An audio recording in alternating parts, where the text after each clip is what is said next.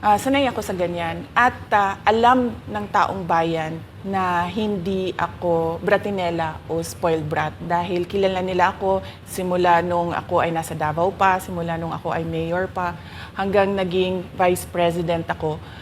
Kilala ako ng taong bayan na hindi ko inaabuso ang aking power at ang aking authority sa lahat ng mga opisina na nahawakan ko.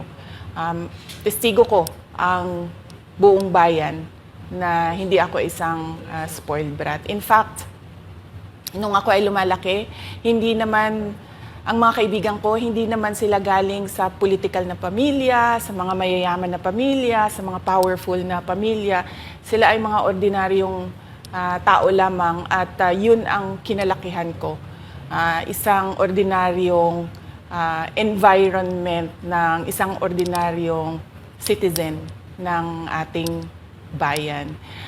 Sa palagay ko, hindi lang sanay ang iilan na mga miyembro ng House of Representatives na hindi nila makuha yung gusto nila at gusto nilang marinig na sagot. At hindi sanay yung mga iilan na mga representatives natin na sinasagot sila sa kanilang mga patutsada.